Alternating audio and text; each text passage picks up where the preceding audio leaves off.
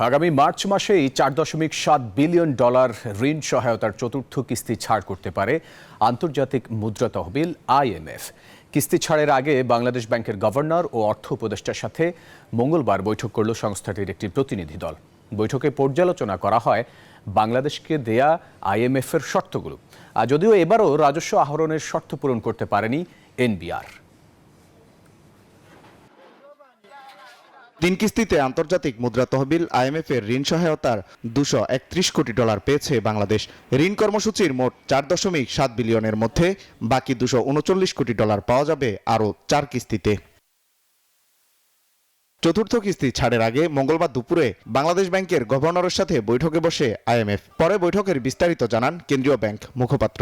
দাবি করেন IMF-এর দেয়া শর্তগুলো পূরণ করতে সক্ষম হয়েছে বাংলাদেশ ব্যাংক, যদিও শর্ত পূরণে ব্যর্থ জাতীয় রাজস্ব বোর্ড।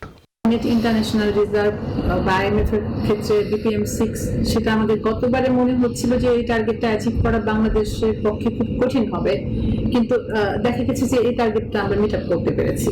শুধুমাত্র গভর্নমেন্ট সাইডে NBR এর পক্ষে অর্থাৎ ট্যাক্স সংক্রান্ত যে টার্গেটটা সেটা তারা বলেছে যে এটা অ্যাচিভ করা যায়নি। এদিকে বিকেলে সচিবালয়ে অর্থ উপদেষ্টার সাথে বৈঠক করে IMF। বৈঠক শেষে উপদেষ্টা জানান পরবর্তী কিস্তির $1.1 বিলিয়ন পাওয়া যাবে মার্চ মাসে। পাশাপাশি চলতি অর্থবছরেই ADB, বিশ্বব্যাংক ও OPEC ফান্ডের কাছ থেকে পাওয়া যেতে পারে আরও $6 billion. Double million offer Walton fridge কিনে পেতে পারেন 20 লক্ষ টাকা, রয়েছে কোটি কোটি টাকার নিশ্চিত উপহার।